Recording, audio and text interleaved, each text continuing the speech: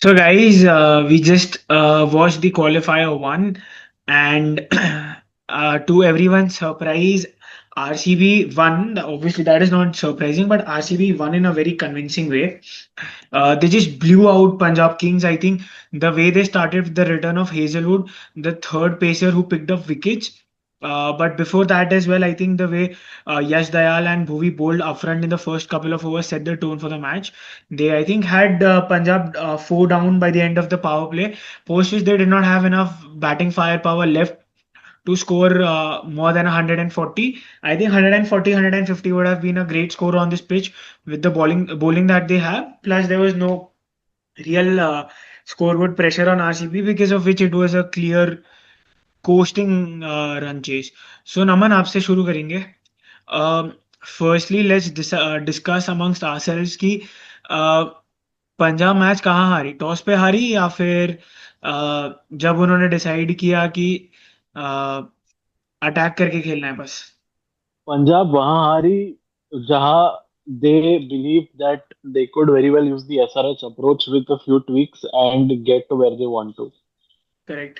Prabh Simran, and see, if you look at the best batsmen of this IPL, none of them have played any rash shots. Even Surya correct. Kumar, for that matter, hasn't played really rash shots. He's played very calculated, un I forgot the word also. But unconventional, yes. Calculated but unconventional shots. Whereas when it comes to the likes of Priyansh and Prabh, what they've been doing is called brute force hitting. And it worked well for them throughout the season, but today it didn't. Now it remains to be seen what happens in the Eliminator qualifier two. But as such, for now, I feel that's where they lost, and it practically seemed like the team gave up on Shreyas. They lost the wicket of Shreyas as well.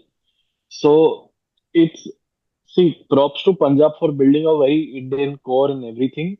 But sometimes I feel international experience comes to the fore here, where the likes of Bhuvi, Hazelwood, on the other hand, in the batsman, you of course have Kohli, but apart from Kohli, you have the like Mayank Agarwal, you have Phil Salt, all these people who have played enough international cricket to understand the pressures of a correct. knockout game.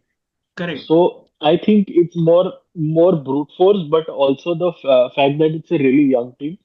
And bar Shreyas and a few of the internationals, none of the kids actually have any tangible international experience. So correct. it becomes really tough on them.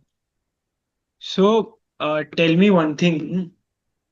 With the next game being in Ahmedabad on Sunday for the Punjab Kings, they'll be playing either Gujarat Titans or the Mumbai Indians, whoever they play. But for them, internal rectification is a must because I think the way they played against Mumbai and the way they played today, although the style was the same, but they did not adapt to the situation. Against Mumbai, they had a score in front of them, and the pitch was also quite supportive to their kind of batting. But today, once they lost Priyansh Arya, I think they should have at least gone through a couple of overs without losing a wicket. But once they lost Prop Simran, it was just a graph that was going downwards. So, Exactly right. yeah. So, yeah, going into the next match, हम लोग को एक चीज ये करनी चाहिए कि मतलब as Punjab Kings, they should do is have obviously Chahal getting in Chahal, but also look at their batting order. I think Shreyas needs to be the person who Virat Kohli is for RCB. He plays through to the 15th or the 16th over and then decides to rotate accelerate, which Shreyas is not being able to do, especially today. Yeah, Shreyas accelerates from get-go, which is something that's incorrect, one for a captain, but also for someone who's a middle order bat. See, no matter the amount of flack Kohli's batting style gets, it's the batting style that will win you a match, or for that matter, could maybe win you a trophy. Because in the end, as a number three, it is your job to anchor the innings, and Punjab's number three doesn't seem to be able to do that. See, I understand other matches. You had Priyansh and Prab come through and back through at least the start of the middle overs, so you had to come in and hit runs. But today you didn't have to do that. You very much had to build the innings from the get-go, and at that moment, it is really imperative that you, as captain, lead from the front and don't be the first wicket to fall. So that's Correct. there. But coming to RCB's bowling, you cannot discount them. The ball that they are bowled to get Vadhera out, of that matter, um, Bhuvaneshwar, although he wasn't getting too much purchase with the swing, he was getting enough purchase from the surface to outfox the batsman. And that's when I was talking about experience, right? As an experienced fast bowler, he knows that in the event that I cannot swing the ball, although with Jamieson, the ball was swinging wildly, maybe some problem, I don't understand. He quickly changed his momentum. He got hit for a few runs, but immediately he understood what he had to do. That adaptability comes with experience, and I don't blame the Punjab kids here, honestly. So now let's like take a look at tomorrow's fixture. It's the Mumbai Indians versus the Gujarat Titans. Gujarat coming on the back of a couple of losses, two big ones, one against CSK. I think they were completely exposed in that match.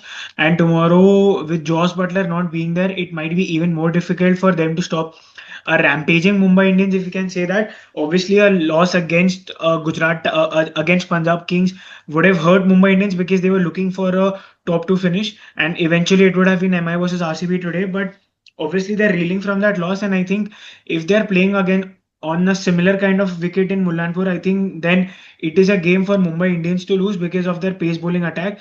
You've got Deepak Chahar and Trent Bolt who can swing the ball, and then with the pace and bounce, I think Jasprit Bumrah will be even more lethal.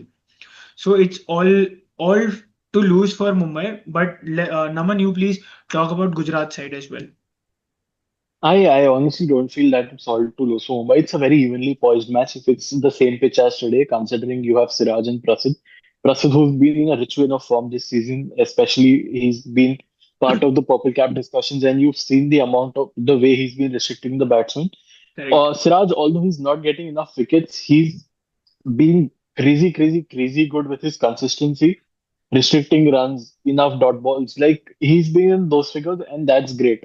Plus, with the addition of the likes of say Sai Kishore, who's a wonder with spin, I think they too are a side to watch out for. The biggest problem as such that Gujarat facing is their middle order because now with Butler gone, who's their number three? Who's playing number three now? We don't know yet because he was playing the last match. We don't know who will be in, but they have tried Washington Sundar in the past at number three, so you might just see him playing at number three. Yeah, so Mumbai has to look to exploit that. Mumbai has exploited it early on. The match between GT and MI with GT won could have very much spun in the favor of MI had it not been for multiple circumstances, including Deepak Correct. Chahar having an off day. So at that moment, you just need to get one of Sai or Shubman out when the other starts teetering a bit. It's not about getting both out because sometimes it's your day, sometimes it's not. But even if you get one out, the rest of the team loses out on a lot of morale, and that's what you have to capitalize on. So that's where Mumbai Indians needs to come through. As for their batting, Gujarat's bowling attack is one to look out for, honestly. With all their all-rounders as well as the pace battery that they have. And Mumbai's batsmen, especially Rohit, who will be opening with Bairstow and not Ryan Rickelton now, will have to understand one thing that Rickelton, being a youngin, is someone who will hit from the get-go. With Bairstow and Rohit, you have two people who will take an over to get set into the pitch. So it depends on how they pace it out, how they formulate, and how they actually put the innings ahead. So I Correct. genuinely want to see Mumbai chase tomorrow, considering their openers are heavy set and look like people who would look to build an innings rather than just hit from the get go. Whereas I genuinely hope Gujarat bats first, and so yeah, I have my predictions quite correct because when Gujarat bats first, there's no pressure on Sai and Shubman, and they too can keep free their arms. And on the other hand, the Bombay pace battery has a new ball to bowl with, and they can take advantage of the swing early on. So I think it's a very evenly poised match, honestly. So who do you think will win tomorrow, and who are players to watch out for? Uh, I think Gujarat will win, although I hope Mumbai wins. But otherwise, players to watch out for from Gujarat would be Prasidh, 100%.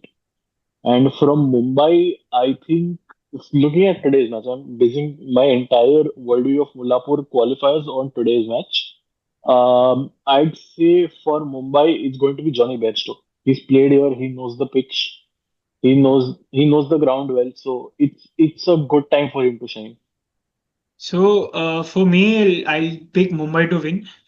For me, the player to watch out for from Gujarat would be Shubman Gill because he's been touted as India's future and he's also been given the captaincy. But on this kind of a wicket with the ball swinging and moving in and stuff, I think his defense will be tested against Bumrah and company. And obviously, then likewise, my person to watch out for from Mumbai would be Jasprit Bumrah. So Very well.